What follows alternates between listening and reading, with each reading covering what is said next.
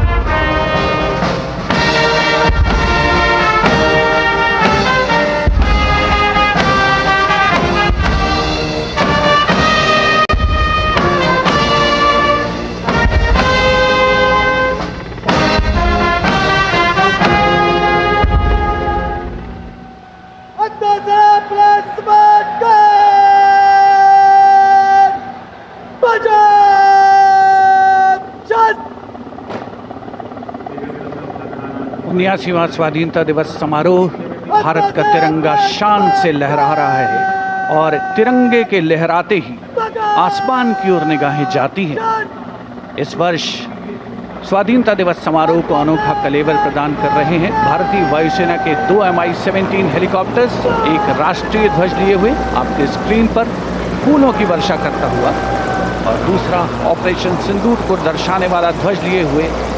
इन helicopters की कमान संभाल रहे हैं विंग कमांडर विनय पूनिया और wing commander Aditya Jaiswal.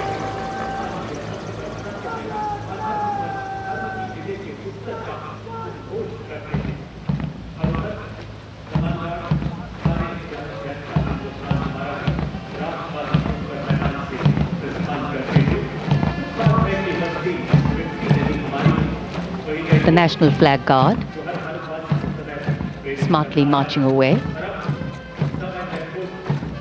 These beautiful shots are strategically placed cameras. Some of the positions where our camera people are placed are in fact very difficult to reach also. But the aim of visual communication is to give you visual perfection. That's been the endeavor always of our telecasts.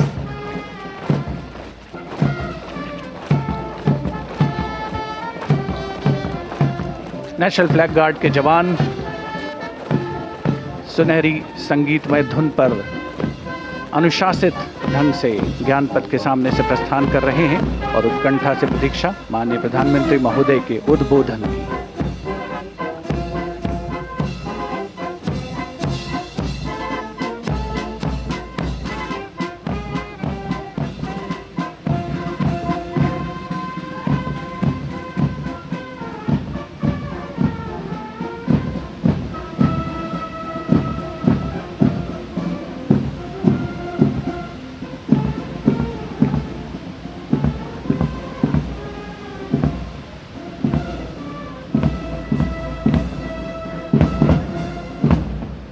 साथियों,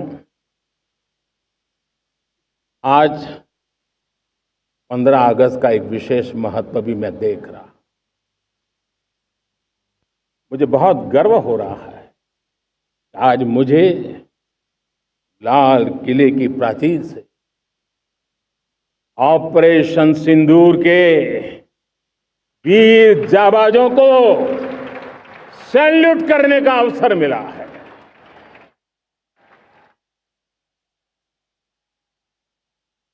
हमारे वीर जाबाज सैनिकों ने दुश्मनों को उनकी कल्पना से परे सजा दी है।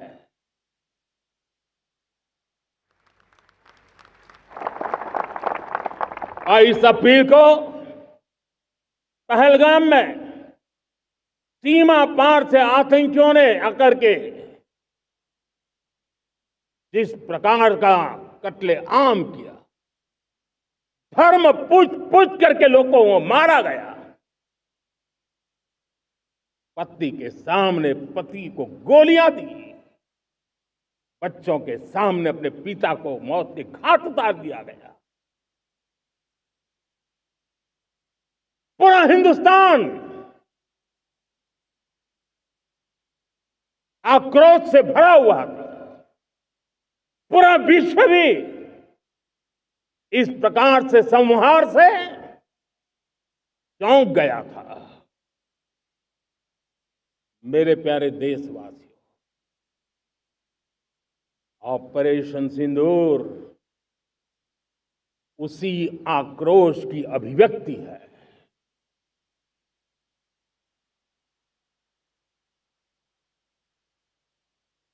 22 तारीख के बाद हमने हमारे सेना को खुली छूट दे दी। रणनीति वो तय करे, लक्ष्य वो तय करे, समय भी वो चुने, और हमारी सेना ने वो करके दिखाया जो कई दशकों तक कभी हुआ नहीं था। सैकड़ों किलोमीटर दुश्मन की धरती पर घुस करके आतंकी हेडक्वार्टर्स को मिट्टी में मिला दिया। आतंकी इमारतों को खंडहर बना दिया।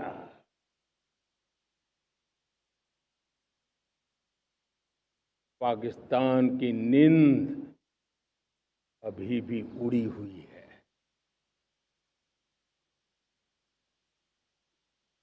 पाकिस्तान में हुई तबाही इतनी बड़ी है कि रोज नए नए खुलासे हो रहे हैं, नई नई जानकारियां आ रही।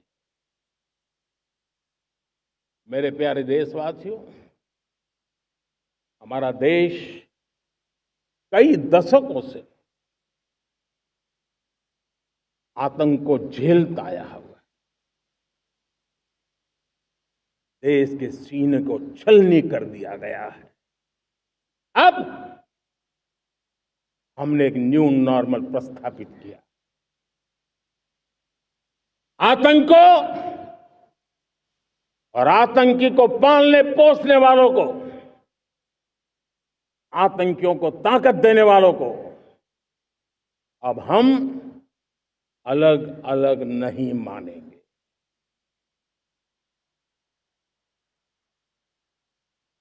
वो मानवता के समान दुश्मन है, उनके बीच कोई फर्क नहीं है। अब भारत ने तय कर लिया है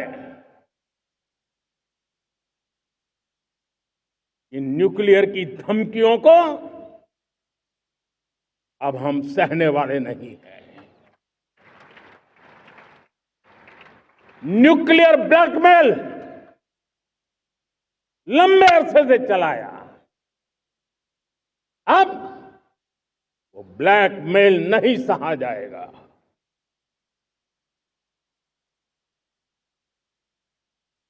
आगे भी अगर दुश्मनों ने ये कोशिश जारी रखी, हमारी सेना तय करेगी। सेना की शर्तों पर,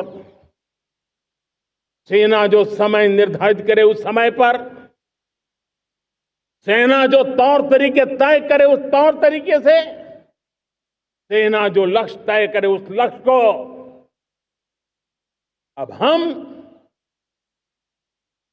अमल में ला करके रहने वाले हैं। हम मुंह तोड़ जवाब देंगे। मेरे प्यारे देशवासियों, भारत ने तय कर लिया है, खून और पानी एक साथ नहीं बहेंगे।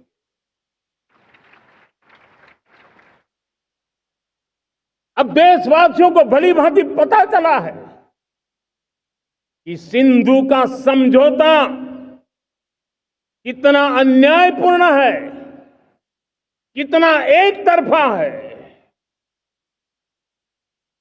भारत से निकलती नदियों का पानी दुश्मनों के खेत को सींच रहा है और मेरे देश के किसान, मेरे देश की धरती पानी के बिना प्यासी है।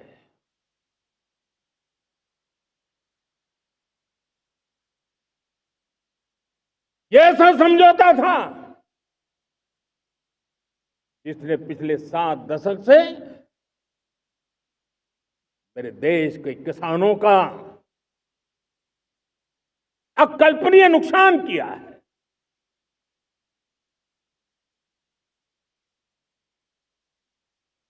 अब हिंदुस्तान के हक का जो पानी है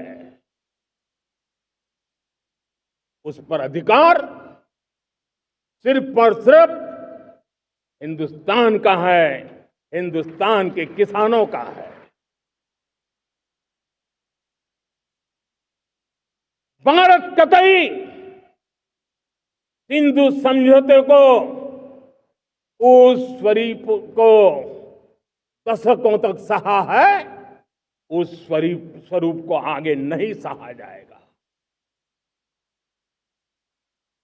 किसान हित में, राष्ट्र हित में